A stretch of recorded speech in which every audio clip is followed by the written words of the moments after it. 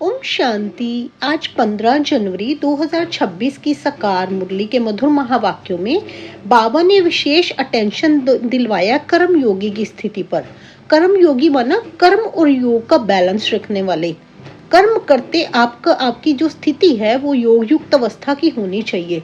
बाबा कहते भाई भाई की दृष्टि का अभ्यास करते हुए लौकिक बंधनों को निभाना है। आपने भाई भाई की दृष्टि रखनी है, विकारी दृष्टि बिल्कुल नहीं जानी चाहिए।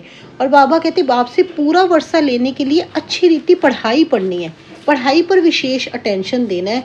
जो बाबा हमें श्रीमत दे रहे हैं, क्या मैं उस तरह से चल रहा हूँ, क्या मैं श्रीमत का पालन कर रहा हूँ। बाबा कहते कभी भी आपके मुंह से हे ईश्वर हे बाबा शब्द नहीं निकलने चाहिए। अपने शब्दों पर ध्यान देना है कि मैं कैसे अपने से बात करता हूँ, अपनी आत्मा से बात करता हूँ, कैसे मैं किसी और से बात करता हूँ, क्या मैं उसके मस्तक में देखकर बात करता हूँ, कहीं विकारी दृष्टि तो नहीं जाती मेरी। इसलिए अपने ऊपर विशेष ध्यान देना है।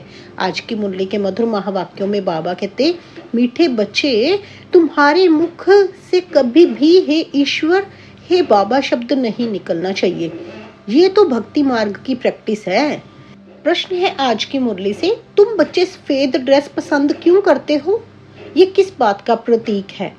उत्तर है आज की मुरली में, अभी तुम इस पुरानी दुनिया से जीते जी मर चुके हो, इसलिए तुम्हें सफेद ड्रेस पसंद है। ये सफेद ड्रेस मौत को सिद्ध करता है। जब कोई मरता है तो उस पर भी सफेद कपड़ा डालते हैं। तुम बच्चे भी अभी मर जीवा बने हो। जैसे बाबा ने कल भी बताया था ना, आप मुए मर गई दुनिया, माना आपने देह के सहित सारे कर्म तो करने हैं, लेकिन आपका योग कहाँ पे लगा हो एक बाबा के साथ, तो जीते जी मरना है, मर जीवा बनना है। ओम शांति बाबा। रूहानी बाप बैठ बच्चों को समझाते हैं। रूहानी अक्षर ना कह, सिर्फ बाप कहें तो भी ठीक है। बाप बैठ बच्चों को समझाते हैं। सब अपने को भाई भाई तो कहते ही हैं, तो बाप बैठ समझाते हैं बच्चों को। सभी को तो नहीं समझाते होंगे, सब अपने को भाई भाई कहते ही हैं। गीता में लिखा हुआ है भगवानुवाच। अब भगवानुवाच किसके प्रति? भगवान के हैं सब बच्चे, भगवान के तो सब बच्चे हैं। वह बाप है तो भगवान के बच्चे सब ब्रदर्स हैं। भगवान ने ही समझाया होगा, राजयोग सिखाया होगा। अभी तुम्हारी बुद्धि का ताला खुला हुआ है। बाबा ने आकर अपना परिचय दिया तो अभी बाबा कहते तुम्हारी बुद्धि का ताला खुला हुआ है। अपने को चेक करना है, क्या मेरा बुद्धि का ताला खुला हुआ है? क्या मुझे बाबा ने पूरा ज्ञान दिया तो मुझे आदि मध्य अंत का सब पता है? कहीं मैं भी तो नहीं मूंझ जाता? अपनी तरफ ध्यान देना है। आगे बाबा कहते दुनिया में और किसी के भी ऐसे ख्यालात नहीं चल सकते। जिन जिन को संदेश मिलता जाएगा वह स्कूल में आते जाएंगे, पढ़ते जाएंगे, समझेंगे। प्रदर्शनी तो देखी, अब जाकर कुछ ज्यादा सुने। जैसे जो प्रदर्शनी में देखते हैं तो फिर उनको अगर होगा, वो बाबा का बच्चा होगा, वो आगे पहुंचेगा ही, आश्रम में पहुंचेगा और आगे आकर बाबा का ज्ञान लेगा कि अब जाकर हम ज्यादा सुने। पहली मुख्य बात है ज्ञान का सागर पतित पावन गीता ज्ञानदाता शिव भगवानुवाच। पहले उनको ये पता पड़े कि इन्हों को सिखलाने वाला अथवा समझाने वाला कौन है। वह सुप्रीम सोल ज्ञान का सागर निराकार है। वह तो है ही सत्य, ट्रुथ। वह सत्य ही बताएंगे, फिर उनमें और कोई प्रश्न उठ ही नहीं सकता। पहले तो इस पर समझाना है। हमको परम पिता परमात्मा ब्रह्मा द्वारा राजयोग सिखलाते हैं। ये राजाई पद है, जिसको निश्चय हो जाएगा कि जो सबका बाप है वह पारलौकिक बाप बैठ समझाते हैं, वही सबसे बड़ी अथॉरिटी है, तो फिर दूसरा कोई प्रश्न उठ ही नहीं सकता। बाबा कहते जिसको तो निश्चय हो जाएगा कि पारलौकिक बाप ही हमें पढ़ाते हैं, वह सबसे बड़ी अथॉरिटी है, तो उसके लिए दूसरा कोई प्रश्न ही नहीं उठ सकता। वह है पतित पावन, तो जब वह यहाँ आते हैं तो जरूर अपने टाइम पर ही आते होंगे। तुम देखते भी हो कि ये वही महाभारत लड़ाई है। विनाश के बाद फिर वाइसलेस दुनिया होनी है। ये है विशेष दुनिया। ये मनुष्य नहीं जानते कि भारत ही वाइसलेस था। कुछ भी बुद्धि चलती नहीं। गॉडरेज का ताला लगा हुआ है, उसकी चाबी एक बाप के पास ही है। इसलिए उनको ही ज्ञानदाता दिव्य चक्षु विधाता कहा जाता है। ज्ञान का तीसरा नेत्र देते हैं। कौन देते हैं? शिव बाबा। शिव बाबा हमें ज्ञान का तीसरा नेत्र देते हैं। ये किसको पता नहीं कि तुमको पढ़ाने वाला कौन है। दादा समझ लेते हैं तब टीका करते हैं, कुछ ना कुछ बोलते हैं। इसलिए पहली पहली बात ये समझाओ, इसमें लिखा हुआ भी है शिव भगवानुवाच, वह तो है ही ट्रुथ। सभी कहते हैं ना, आगे दादा ब्रह्मा बाबा को देख लेते हैं तो उनके लिए कहते हैं, कुछ ना कुछ बोलते हैं। इसलिए बाबा कहते हैं सबसे पहली बात यही समझाओ कि इसमें लिखा हुआ भी है शिव भगवानुवाच। शिव बाबा कहते हैं, लेकिन उनको मुख तो चाहिए ना, तो वो ब्रह्मा बाबा का मुख लेते हैं। ब्रह्मा बाबा के द्वारा वो हमें ज्ञान देते हैं। ब्रह्मा बाबा के वाक्य नहीं है ये, डायरेक्ट शिव बाबा के महावाक्य हैं। ये बात पहले समझानी चाहिए। वह तो है ही ट्रुथ, वो तो सत्य है, सत्य ही शिव है। बाप समझते हैं मैं पतित पावन शिव हूँ, मैं परम धाम से आया हूँ इन सालिग्रामों को पढ़ाने। बाबा हम सालिग्रामों को पढ़ाने आए हैं ना। बाप है ही नॉलेजफुल, सृष्टि के आदि मध्य अंत का राज समझाते हैं। ये शिक्षा अभी तुमको ही बेहद के बाप से मिल रही है। वही सृष्टि के रचयिता हैं, पतित सृष्टि को पावन बनाने वाले हैं। बुलाते भी हैं, हे पतित पावन आओ, तो पहले पहले उसका ही परिचय देना है। उस परम पिता परमात्मा के साथ आपका क्या संबंध है? वह है ही सत्य। नर से नारायण बनने की सत्य नॉलेज देते हैं। बच्चे जानते हैं बाप सत्य है, बाप ही सचखंड बनाते हैं। तुम नर से नारायण बनने यहाँ आते हो। बैरिस्टर पास जाएंगे तो समझेंगे हम बैरिस्टर बन रहे हैं। अभी तुमको निश्चय है कि हमें भगवान पढ़ाते हैं। कई निश्चय नहीं करते, कई निश्चय करते भी हैं, फिर संशय बुद्धि हो जाते हैं, तो उनको सब मनुष्य कहते हैं तुम तो कहते थे भगवान पढ़ाते हैं, फिर भगवान को छोड़ा क्यों, छोड़कर क्यों आए हो? अगर किसी को संशय आ जाता है, पहले तो कहते हैं, सभी उससे पूछती है ना कि पहले तो तुम कहते थे भगवान पढ़ाते, फिर उनको छोड़ के क्यों आए हो? संशय आने से ही भगंती हो जाते हैं, कोई ना कोई विकर्म करते हैं। भगवानुवाच काम महाशत्रु है, इन पर जीत पाने से ही तुम जगत जीत बनेंगे। जो पावन बनेंगे वही पावन दुनिया में चलेंगे। यहाँ पर बाबा पांचों विकारों की भी बात करते हैं। काम की तो है ही है, काम तो महाशत्रु है। काम के बाद क्रोध, लोभ, मोह, अहंकार, ये पांचों ही विकार, इनसे हमने छोड़ना है, इनको छोड़ते चलना है। जैसे जैसे इनको छोड़ेंगे हमारे में पावनता आती जाएगी, पवित्रता आती जाएगी। पवित्रता अपने विचारों में, संकल्पों में भी पवित्रता लेके आनी है। किसी के लिए बुरे विचार, ईर्ष्या भावना, द्वेष, ऐसा कुछ भी नहीं। हमेशा बाबा कहते हैं ना, शुभ कामना शुभ भावना रखनी है आपने। शुभ कामना शुभ भावना रखनी है सबके लिए, तभी आप पूरे पवित्र बन पाएंगे। आगे बाबा कहते हैं यहाँ है ही राजयोग की बात, तुम जाकर वहां राजाई करेंगे। बाकी जो भी आत्माएं हैं वे अपना हिसाब किताब चुकतू कर वापस अपने घर चली जाएंगी। ये क्यामत का समय है। अब ये बुद्धि कहती है सतयुग की स्थापना जरूर होनी है। पावन दुनिया सतयुग को कहा जाता है। बाकी सब मुक्ति धाम में चले जाएंगे, उनको फिर अपना पार्ट रिपीट करना है। तुम भी अपना पुरुषार्थ करते रहते हो पावन बन और पावन दुनिया का मालिक बनने के लिए। तुम भी पुरुषार्थ करते रहते हो ना, पावन बन पावन दुनिया का मालिक बनने के लिए। मालिक तो सब अपने को समझेंगे ना, प्रजा भी मालिक है। अभी प्रजा भी कहती है ना हमारा भारत, बड़े ते बड़ा मनुष्य, सन्यासी आदि भी कहते हैं हमारा भारत। तुम समझते हो इस समय भारत में सभी नरकवासी हैं। अभी हम स्वर्गवासी बनने के लिए ये राजयोग सीख रहे हैं। सब तो स्वर्गवासी नहीं बनेंगे, ये अभी ज्ञान आया है। वो लोग जो सुनाते हैं, शास्त्र सुनाते हैं, वह है शास्त्रों की अथॉरिटी। बाप कहते हैं ये भक्ति मार्ग के वेद शास्त्र आदि सब पढ़ने से सीढ़ी नीचे उतरते जाते हैं। ये सब है भक्ति मार्ग। बाप कहते हैं जब भक्ति मार्ग पूरा होगा तब ही मैं आऊंगा। मुझे ही आकर सब भक्तों की भक्ति का फल देना है। मेजोरिटी तो भक्तों की है। सब पुकारते रहते हैं ना, हे गॉड फादर। भक्तों के मुख से ओ गॉड फादर, हे भगवान जरूर निकलता है। अब भक्ति और ज्ञान में तो फर्क है। तुम्हारे मुख से कभी हे ईश्वर, हे भगवान ये अक्षर नहीं निकलेंगे। मनुष्यों को तो ये आधा कल्प की प्रैक्टिस पड़ी हुई है। तुम जानते हो वह तो हमारा बाप है। तुमको हे बाबा थोड़ी कहना है। बाप से तो तुमको वर्षा लेना है। पहले तो ये निश्चय है हम बाप से वर्षा लेते हैं। बाप बच्चों को वर्षा लेने का अधिकारी बनाते हैं। ये तो सच्चा बाप है ना। बाप जानते हैं ये हमारे बच्चे हैं जिन्हों को हम ज्ञान अमृत पिलाए, ज्ञान चिता पर बिठाए, घोर नींद से जगाए स्वर्ग में ले जाता हूँ। बाप ने समझाया है आत्माएं वहां शांति धाम और सुख धाम में रहती हैं। सुख धाम को कहा जाता है वाइसलेस वर्ल्ड। संपूर्ण निर्विकारी देवताएं हैं ना, और वह है स्वीट होम। तुम जान गए हो कि हमारा होम वह है। कहाँ? स्वर्ग, सतयुग, शांति धाम हमारा होम है। और आगे हमने कहाँ जाना है? सतयुग में। शांति धाम हमारा होम है आत्माओं का, आगे हमने जाना है सतयुग में। हम एक्टर्स उस शांति धाम से आते हैं यहाँ पाठ बजाने। हम आत्माएं यहाँ के रहवासी नहीं हैं, वे एक्टर यहाँ के रहवासी होते हैं। सिर्फ घर से आकर ड्रेस बदलकर पाठ बजाते हैं। जैसे कोई नाटक, कुछ कोई पिक्चर, कुछ भी होता है तो वो यहाँ के रहवासी होते हैं ना, वो आते हैं ड्रेस बदल कर, फिर अपना पार्ट बजाते हैं। फिर वो जाकर उस पार्ट में नहीं घुसते ना, पार्ट जैसे खत्म होता है तो वो अपने घर में चले जाते। ऐसे ही बाबा कहते आप भी यहाँ पर आप पार्ट बजाने आए हो।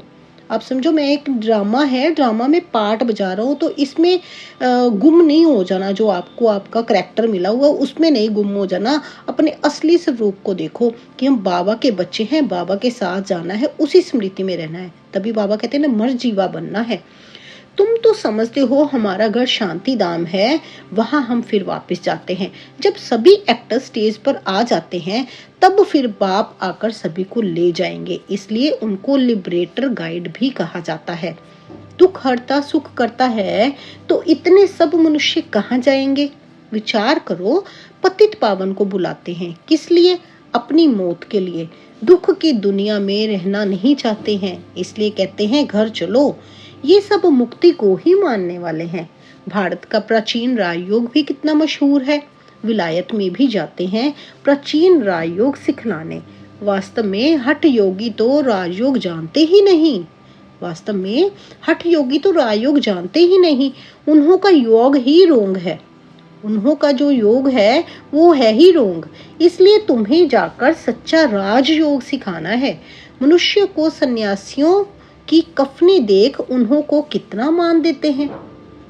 बौद्ध धर्म में भी सन्यासियों को कफनी पहनी हुई देख उनको मानते हैं। सन्यासी तो बाद में होते हैं। बौद्ध धर्म में भी शुरू में कोई सन्यासी नहीं होते। जब पाप बढ़ता है तब सन्यास धर्म स्थापन होता है। शुरू में तो वह आत्माएं ऊपर से आती हैं, उनकी संख्या आती है। शुरू में सन्यास सिखलाकर क्या करेंगे? सन्यास होता है बाद में। ये भी यहाँ से कॉपी करते हैं। क्रिश्चियन में भी बहुत हैं जो सन्यासियों का मान रखते हैं। कफनी की जो पहरवाइश है वह हठ योगियों की है। तुमको तो घर बार छोड़ना नहीं है, ना कोई सफेद कपड़े का बंधन है, परंतु सफेद अच्छा है। बंधन नहीं है कि आपने सफेद ही पहना है, लेकिन सफेद अच्छा है। बाबा कहते हैं लेकिन जो समर्पित भाई बहन है उनके लिए सफेद का पक्का है कि उन्होंने सफेद ही पहनना है। बाकी बाबा कहते हैं सफेद अच्छा है। सफेद कपड़े डालेंगे तो हम अपने आप को एक रिमाइंडर रहता है ना कि हाँ मैं ब्रह्मा कुमारी हूँ, ब्रह्मा कुमार हूँ, वो स्थिति मेंटेन रहती है। इसलिए सफेद कपड़े डालते हैं तो वो कहीं ना कहीं हमारे पोशाक में हेल्प करता है। जैसे बाबा बैच की बात करते हैं, बैच लगाते हैं तो हमें वो स्मृति रहती है कि हम बाबा के बच्चे हैं। आगे बाबा कहते हैं तुम भट्टी में रहे हो तो ड्रेस भी ये हो गई है। आजकल सफेद बहुत पसंद करते हैं। मनुष्य मरते हैं तो भी सफेद चादर डालते हैं। तुम भी अभी मर जीवा बने हो तो सफेद ड्रेस अच्छी है। तो पहले कोई को भी पाप का परिचय देना है। 2 पाप हैं, ये बातें समझने में टाइम लेते हैं। प्रदर्शनी में इतना समझा नहीं सकेंगे। सतयुग में होता है 1 बाप। इस समय तुमको 3 बाप हैं। 3 बाप, एक लौकिक, एक अलौकिक ब्रह्मा बाबा, एक पारलौकिक शिव बाबा। 3 बाप अभी मिले हैं ना, क्योंकि भगवान आते हैं प्रजापिता ब्रह्मा के तन में। ये भी तो बाप है ना सबका। लौकिक बाप भी है। अच्छा, अब तीनों बाप से ऊंच वर्षा किसका? निराकार बाप वर्षा कैसे दे? वे फिर देते हैं ब्रह्मा द्वारा। ब्रह्मा बाबा के द्वारा हमें वर्षा देते हैं ना। इस चित्र पर तुम बहुत अच्छी रीति समझा सकते हो। किसके चित्र पर? ब्रह्मा बाबा के। शिव बाबा निराकार है और ये है प्रजापिता ब्रह्मा आदि देव, ग्रेट ग्रेट ग्रैंडफादर। बाप कहते हैं मुझ शिव को तुम ग्रेट ग्रेट ग्रैंडफादर नहीं कहेंगे, मैं सभी का बाप हूँ। ये है प्रजापिता ब्रह्मा। तुम हो गए सब बहन भाई। भल स्त्री पुरुष हैं, परंतु बुद्धि से जानते हैं हम भाई बहन हैं। बाप से वर्षा लेते हैं, भाई बहन आपस में क्रिमिनल असॉल्ट ना कर सके। अगर दोनों की आपस में विकारी दृष्टि खींचती है तो फिर गिर पड़ते हैं, बाप को भूल जाते हैं। बाप कहते हैं तुम हमारा बच्चा बन फिर मुंह काला करते हो। बेहद का बाप बच्चों को बैठ समझाते हैं, तुमको ये नशा चढ़ा हुआ है, जानते हो गृहस्थ व्यवहार में भी रहना है, लौकिक संबंधियों को भी मुंह देना है, तोड़ निभाना है।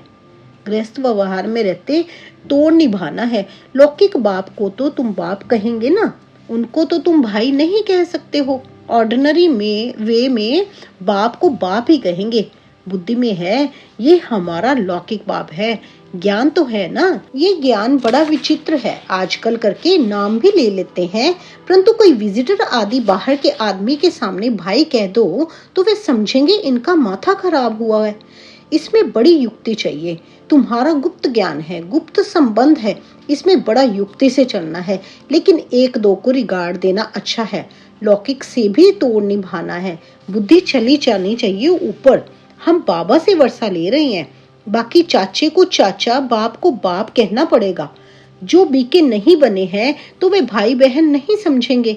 जो ब्रह्म कुमार कुमारियां बने हैं वही इन बातों को समझेंगे। बाहर वाले तो पहले सुनकर चमकेंगे, उनमें समझने की बड़ी अच्छी बुद्धि चाहिए। बाप तुम बच्चों की विशाल बुद्धि बनाते हैं, तुम पहले हद की बुद्धि में थे, अब बुद्धि चली गई है, चली जाती है बेहद में। अब बुद्धि चली जाती है बेहद में। हमारा वे बेहद का बाप है, ये सब हमारे भाई बहन है। बाकी संबंध में तो बहू को बहू, सासू को सासू ही कहेंगे, बहन थोड़ी कहेंगे। आते तो दोनों हैं, घर में रहते भी बड़ी युक्ति से चलना होगा। लोक संग्रह को भी देखना पड़ता है, नहीं तो वे लोग कहेंगे ये पति को भाई, सासू को बहन कह देते हैं, ये क्या सीखते हैं। ये ज्ञान की बातें तो तुम ही जानो और न जाने कोई। कहते हैं ना तुम्हारी गतमत तुम ही जानो। अब तुम उसके बच्चे बने हो तो तुम्हारी गतमत तुम ही जानो। बड़ा संभल कर चलना पड़ता है, कहाँ कोई मुंझे नहीं।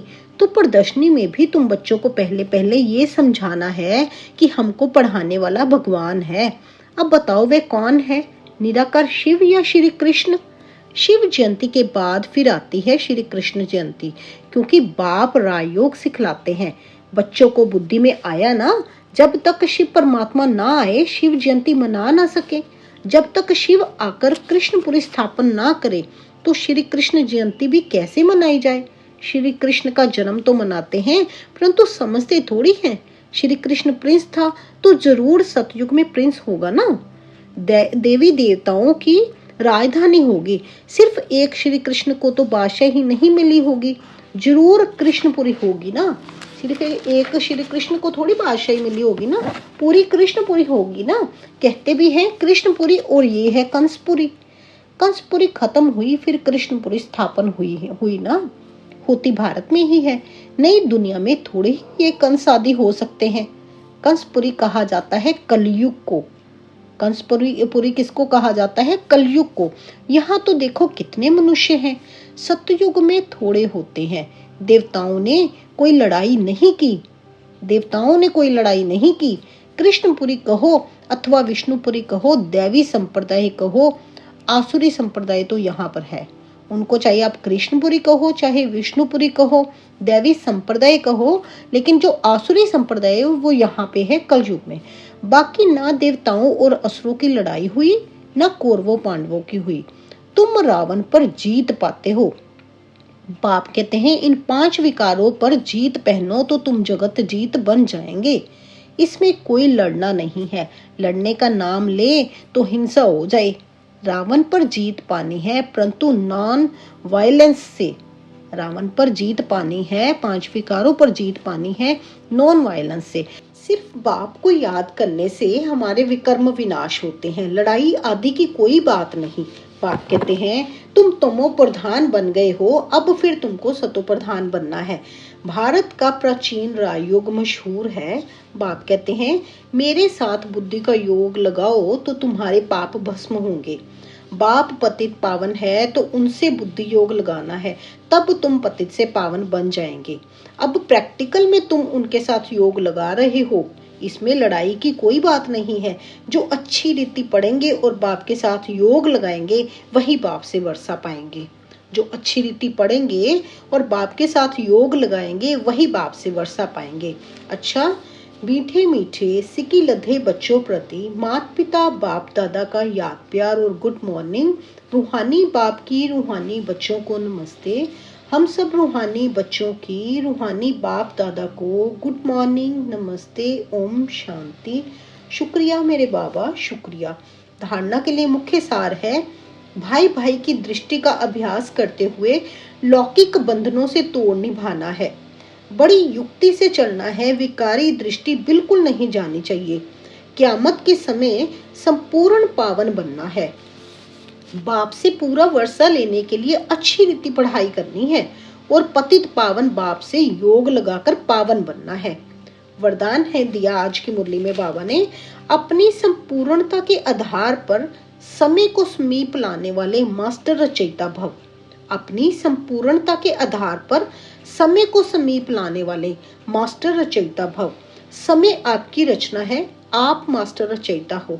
रचयिता रचना के आधार पर नहीं होते, रचयिता रचना को अधीन करते हैं।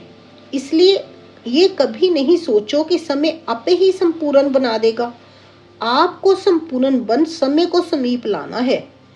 आपको संपूर्ण बन समय को समीप लाना है। वैसे कोई भी विघ्न आता है तो समय प्रमाण जाएगा जरूर, लेकिन समय से पहले परिवर्तन शक्ति द्वारा उसे परिवर्तन कर दो। वैसे बाबा कहते कोई भी विघ्न आता है तो समय प्रमाण जाएगा जरूर, लेकिन समय से पहले परिवर्तन शक्ति द्वारा उसे परिवर्तन कर दो तो उसकी प्राप्ति आपको हो जाएगी। परिवर्तन शक्ति के द्वारा उसे परिवर्तन कर दो तो उसकी प्राप्ति आपको हो जाएगी। समय के आधार पर परिवर्तन किया तो उसकी प्राप्ति आपको नहीं होगी। अगर समय के लिए बैठ जाएंगे ना कि समय पर अपने आप ही हो जाएगा, तो बाबा कहते फिर उसकी प्राप्ति आपको नहीं होगी। इसलिए आपने अपनी परिवर्तन शक्ति द्वारा बाबा से योग लगाकर उसको परिवर्तन करना है तो उसकी प्राप्ति आपको हो जाएगी। स्लोगन है आज की मुरली में, कर्म और योग का बैलेंस रखने वाले ही सच्चे कर्म योगी हैं। कर्म और योग का बैलेंस रखने वाले ही सच्चे कर्म योगी हैं। अव्यक्त इशारे हैं, इस अव्यक्ति मास में बंधन मुक्त रह जीवन मुक्त स्थिति का अनुभव करो। जब तक कर्मेंद्रियों का आधार है तो कर्म तो करना ही है, लेकिन कर्म बंधन नहीं, कर्म संबंध। कर्म बंधन नहीं, कर्म संबंध। जीवन मुक्त अवस्था अर्थात सफलता भी ज्यादा और कर्म का बोझ भी नहीं। जीवन मुक्त अवस्था का मतलब सफलता भी ज्यादा और कर्म का बोझ भी नहीं। जो मुक्त हैं वो सदा ही सफलता मूर्त हैं। जो जीवन मुक्त रहते हैं ना, उस स्थिति का अनुभव करते हैं, वो सदा ही सफलता मूर्त हैं। जीवन मुक्त आत्मा सदा फलक से कहेगी कि विजय निश्चित है। सफलता जन्म सिद्ध अधिकार है। जो जीवन मुक्त आत्मा होगी ना, तो वो सदा फलक से कहेगी, बड़े खुश से कहेगी कि विजय निश्चित है, सफलता जन्म सिद्ध अधिकार है। क्योंकि बाबा ने जन्मते ही हमें वरदान दिया है कि बच्चे सफलता आपका जन्म सिद्ध अधिकार है। तो बाबा ने तो हमें वर्षा दिया है। अगर हमने अधिकारी बन उसको प्राप्ति नहीं किया तो वहां पे कमी तो हम बच्चों की तरफ से है ना। बाबा ने तो हमें वरदान दे दिया है, इसीलिए अपने ऊपर ध्यान देना है। क्या जो बाबा मुझे रोज मुरलियों में वरदान देते हैं, क्या मैं उस पर कार्य कर रहा हूँ? ये सभी ज्ञान योग सेवा धारणा, इसी से ही सभी कुछ संभव होना है। जब तक हम अपने आप को ज्ञान से परिपूर्ण नहीं करेंगे, आगे योग में नहीं रहेंगे, धारणा नहीं होगी, सेवाओं में नहीं जाएंगे, सर्विस नहीं करेंगे, तो बाबा कहते आप फिर जीवन मुक्त अवस्था को नहीं पा सकते। इसलिए अपने ऊपर ध्यान देना है। क्या मैं बाबा की श्रीमत पर चल रहा हूँ? क्या स्व चिंतन कर रहा हूँ? अपने ऊपर ध्यान दे रहा हूँ कि मैं सही से जो बाबा श्रीमत दे रहे हैं उस पर चल रहा हूँ? इसलिए अपने ऊपर विशेष ध्यान देते बाबा की याद में योग युक्त स्थिति रखनी है, कर्म योगी बनना है। बाबा कहते अपने ऊपर ध्यान दो। अच्छा जी, शुक्रिया मेरे बाबा। ओम शांति, ओम शांति।